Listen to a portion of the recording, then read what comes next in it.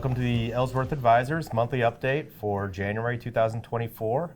I'm Kelly Keenan. This is Cameron Mealy. Today we will discuss the latest economic data that's been out and also discuss how our portfolios have performed early in the year here. So Cam, why don't you kick us off with the latest economic data? Thank you, Kelly. Good morning, everybody. Really two big pieces of news that have come out over the last month. Number one, January jobs report. Number two, Fed Chairman Jerome Powell had an interview on 60 Minutes February 4th. A lot of good commentary out of Fed Chairman Powell, but let's start with the January jobs report. So on February 2nd, the Bureau of Labor Statistics reported that the U.S. economy added 353,000 jobs in January. Consensus estimate was about 170,000 jobs. So that was a huge blowout number. Hiring remains robust in this country. The unemployment rate stayed constant at 3.7%. And what was interesting about the report is average hourly earnings grew 0.55%, which is the strongest increase since March of 2022. So a lot of jobs, compensation is up. The only negative to that was in January, 82,000 workers were let go in the first month of the year. That's the highest number since January of 2009. So we've seen the highest number of layoffs in almost 15 years. Also saw a great number of hires. You know, the one thing it really says is that the hiring is still there. While some industries might be down, many are up, many are bringing on people. The jobs market just continues to be incredibly robust. The one stat I don't think you caught there, you may not have seen it, was average hours worked has declined. Yes. So there's good news in there, bad news in there. It all depends on how you're looking at it. And I think the reality is the employment market's changing. The economy's shifting. We're in this longer term transition. And this is kind of what it looks like. You have a lot of new jobs created, but you're having people laid off. The number of hours people are working is changing. The amount people are making per hour is changing. There's a lot of dynamics going on. Well, productivity across the board is increasing. Right, productivity's up, and the end result is probably what you're going to talk about next, which would be GDP, perhaps? Yes. So let's go to fourth quarter GDP. On January 25th, the Bureau of Economic Analysis reported that according to their advance GDP estimate, GDP increased at an annualized rate of 3.3% in the fourth quarter of 2023. That's a decline from the 4.9% we saw in the third quarter, but we were fully expecting that decline. Third quarter was a blowout number. Well, last time we talked, we were thinking fourth quarter is going to be 2%. 2%, right? Yep. Yeah, so, very strong number. But then if we look at the first quarter, this is based on the Atlanta Fed's GDP Now growth model that we often quote. This is as of February 1st. The GDP model is predicting first quarter 2024 GDP growth at an annualized rate of 4.2%. So We've got another blowout number. We've had strong employment. We've got GDP kind of rip-roaring along. How is this all going to play out into the Fed's decision? We'll get to that. But, what the Fed is really focused on and what Chairman Powell and the other Fed presidents have stated is they're going to be very numbers-driven, and inflation is their number one goal. Inflation is outside of presidential elections, trying to curry favor with either party, trying to give investors what they want, which is rate cuts. They're going to be kind of strictly numbers-based. So let's look at their two favorite gauges of inflation. Consumer Price Index. On January 11th, the Bureau of Economic Analysis reported that the Consumer Price Index increased 0.3% in December on a seasonally adjusted basis after rising 0.1% in November. So a little uptick. But if you look over the last 12 months, the index increased at 3.4% before seasonal adjustments. So that is still much higher than the 2% inflation goal, but it's much, much of a reduction based on the 9% we were seeing just 12 months ago. Yeah, the big move from 9 to where we're at today, that was pretty easy. From where we're at today to the ultimate target of 2, that's where all the heavy lifting is. And, it's going to be, I think, back and forth. And, to assume 3, inflation in the 3 range, I don't think is out of the realm. Yeah. And we'll probably be around there for a while. Could be the new normal. And what people, what we need to remember is just because inflation has come down that doesn't mean prices have come down. There you They're go, just yes. increasing at a slower rate. Exactly. Exactly. Let's look at the producer price index. This is the inputs that producers of goods and services, these are the prices they're paying. On January 12th, the Bureau of Economic Analysis reported that the producer price index fell 0.1% in December. On an unadjusted basis, the index for final demand rose 1% in 2023 after increasing 6.4% in 2022. So on the PPI, producer price index, that is a very, solid number in terms of the goal that the Fed is trying to get to. So on the consumer side, prices are still up. On the input side, hopefully that slowdown will eventually get passed on to the consumers and we'll see overall inflation come down. And that's probably, on the PPI side, adjustments to supply chain, companies adjust quickly, and that's what we're seeing. They definitely do not always run in sync. Yep. Consumers are like steering the Titanic, but it takes a little bit of time. And we're still a consumer-driven economy, Yes, we are. So what happens to consumers is very important. Yep. So how does this all play out? As I said, on February 4th, Fed Chairman Jerome Powell was interviewed with 60 Minutes. He does not do a lot of interviews, so this was something the financial markets really paid attention to. There are really two themes that Chairman Powell stressed. Number one, this expectation that there are going to be multiple rate cuts in 2024. Everybody needs to just kind of slow down. I mean, last month we talked about the consensus was about 3 rate cuts. There were people talking 6 rate cuts. Unless we have a dramatic upheaval in the economy, we're not, multiple rate cuts might be asking too much. So I think, like you said, either a dramatic slowdown in the economy, or the other reality is if there's some sort of credit shock in the system, whether it's because of real estate debt or something like that, that if it spread throughout the financial system beyond just a bank or two, which I think we found out last year that you can have a handful of banks go under, and it's not going to take life down the whole goes system. on. We just saw, was it Bank of New York or New York Community Bank? Community Bank. Just have issues due to real estate. All real estate. There's probably some more that are going to fall, but as long as it doesn't spread, then the Fed's probably going to keep doing what they're doing, which means and that really rates is stay the same for a while. That really is the Fed's emergency playbook, is let's go to the rate cuts. So, the expectation that we were going to have 3 rate cuts is probably off the table. I do suspect, based on what Chairman Powell said and other Fed presidents said, we will likely see a rate cut in 2024, but it's going to be data-driven, and it's probably not going to be to the back half of the year. Right, and that's still, you need at least 2 or 3 just to uninvert the yield curve when you look at longer-term rates. So that, I think, that's reasonable. They're not going back down to 0, no matter what you think. I think we've learned. But we could be in the same dynamic for a long time. And how does that translate to our clients from an investor standpoint? Hey, being able to get 5%, 6% for a short period of time, whether it's 1 year, 2 year, 3 year, that's good yield. That's not a bad thing. Yep. It takes a lot of risk out of clients' portfolios by being able to park money short term and get the highest rates that are available on the market. I don't have a problem with it. The reality is where the stress comes in is those higher short-term rates. That's what affects variable credit lines or adjustable interest rate credit lines that businesses use. So if a business has a lot of leverage, has a lot of debt, and has a lot of adjustable rate loans out there, those are the businesses that are going to feel the pain that could ripple through the economy, that could slow down the economy. That's the theory behind the Fed raising rates, is to slow down the economy. Take money out of the economy. But healthy companies that have managed their balance sheet well, have managed their debt well, or can handle higher rates, they're going to do fine. And we're seeing that because productivity is up, the consumers got cash in their pocket.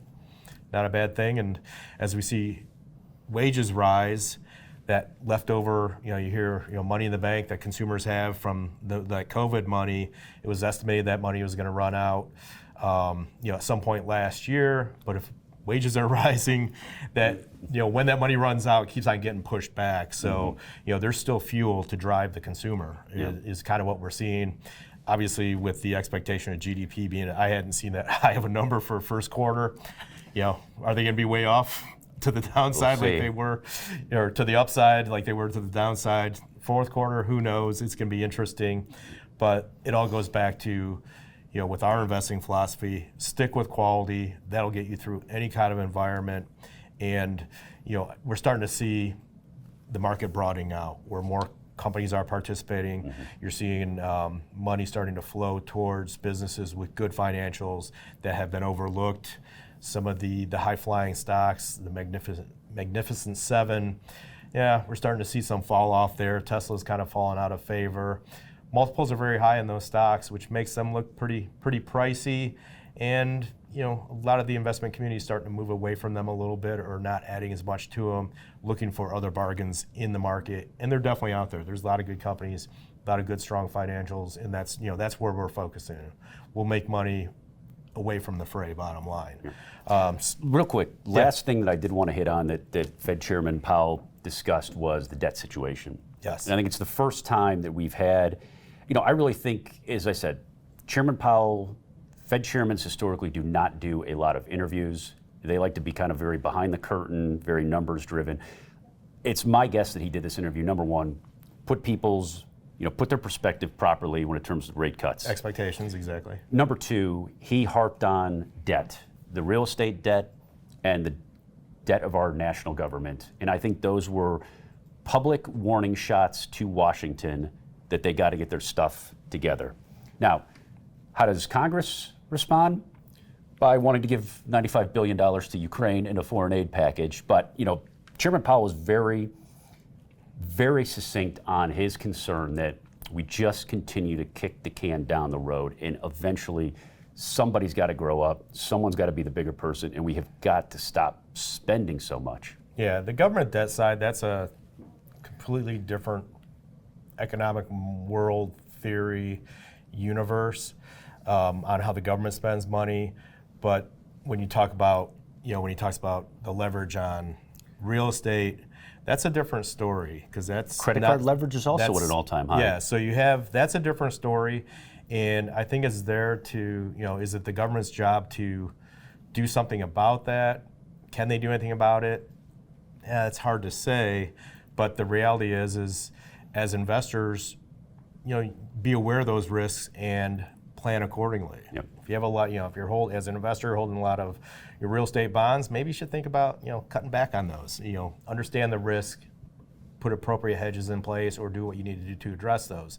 And that's really, that's the key is, hey, we told you this was going to be a problem, and if you keep on loading up on real estate debt, shame on you. That's the reality. Come back and the to rest bite of the you. system, we don't, and that's what we saw back in 2008 and 9. It was just a blind eye, just keep on buying the same stuff, and things got way blown out of proportion. I think lessons were learned then, and the chances of it happening again, that becomes a systematic issue throughout the whole system, is not as, isn't as likely, or isn't a high probability, but the reality of certain segments really taking it on the chin and losses felt in certain areas that are over-concentrated, that is going to be a reality. And, once again, but we'll get through it. Diversified portfolio that's fundamentally sound is going to get through it just fine, but there will be some short-term issues, like they always are. That's why we have liquidity. There has to be some pain on this one, because there's too much real estate debt out there being held that is about to reset to much higher interest rates. Yeah, and there was somebody talking this morning, and that's the reality is, we could see something happen, but then again, if it's contained, like a Silicon Valley Bank or a bank, New York Community Bank, there's going to be pain felt by those folks, but across the board, can the overall economy absorb it? Probably. That's not going to hurt Microsoft. That's not going to hurt Johnson & Johnson. That's not going to hurt Caterpillar, like the underlying fundamentals of their industries. Right. It's not going to tank the whole economy. Yeah. Let's talk about what happened through January. Off to a good start to the year. The S&P up 1.59%. Dow Jones up 1.22%. NASDAQ lagged it a little bit, which is unusual in up markets, up 1.02. That's kind of, it shows that the market is broadening out a little bit. Small cap stocks as measured by the Russell 2000. If you recall, last month, into the end of the year, small cap stocks just were on a tear. They were actually down 3.93% for January, so a little bit of a give back. They've, the first week or so of this month, they've shown a little bit more life. On the international front, the EAFE up 0.54%. Emerging markets continue to struggle, down 4.68%. Our portfolios, growth with income portfolio, our balanced portfolio, really up 1.3%. Big winners in January. NVIDIA just keeps on ripping right along, up 24%. Toyota up 9%. Toyota we bought, middle of, June, July last summer.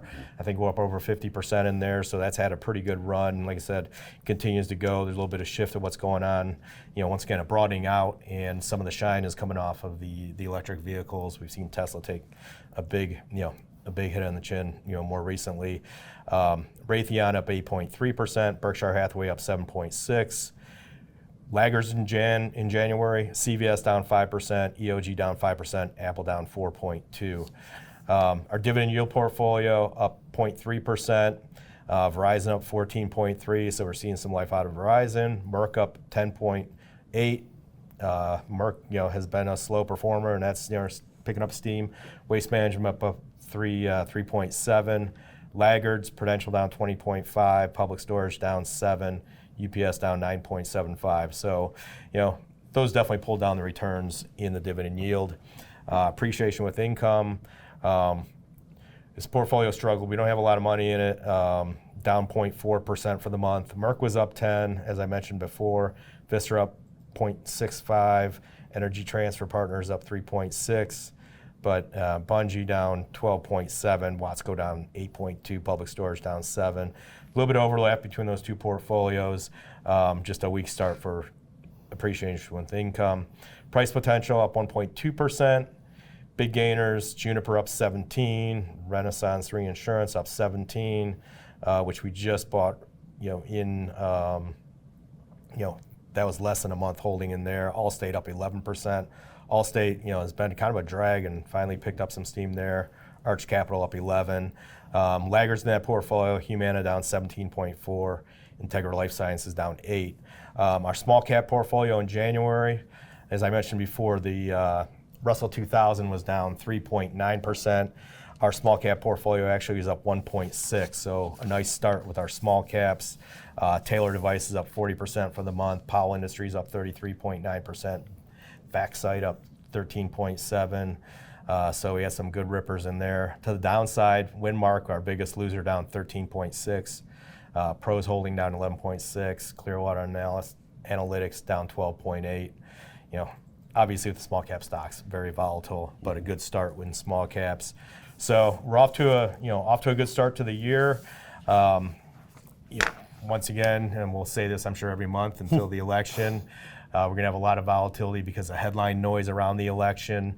The economic data is coming in, I'd call it mixed, but new metrics are showing up, so it's hard to really get a good feel based on kind of the common metrics used, in the past, 2, 3, 4, 5 years ago. Those metrics aren't quite as reliable. The relationships amongst them isn't quite as clean as it maybe once was. Now you have to kind of look deeper and look for other confirmation in other areas, whether it's the labor market or what's really going on in GDP, to really get a better sense of where the economy is going. I mean, GDP looks good. I think, the U.S. big picture, we have a lot of good things going for us. We still have a lot of, money that was allocated during the pandemic, in all these packages that hasn't been spent. That's going to be continued to be spent on infrastructure, which creates jobs. A little more focused towards labor, more capital or human capital oriented versus just, cyber oriented. And the reality that, with AI, there's a lot of hype around it, but then again, AI is going to be a productivity enhancer. It's going to be a driving force in the economy. And if you're enhancing your productivity, that helps drive GDP. So I say, this year or in the short term, we've had a nice start to the year, so we always expect, you never know, the end of February can get a little dicey. We're always susceptible to some kind of correction. we can't put that, we can never take that off the table, but longer term, I think the setup is pretty good for some good returns, moving, for this year and in the intermediate term. Absolutely. So we'll talk to you again in another month. Thank you very much for the trust you've placed in us. And as always, if you have any questions, please feel free to reach out to us. Thank you. Thank you.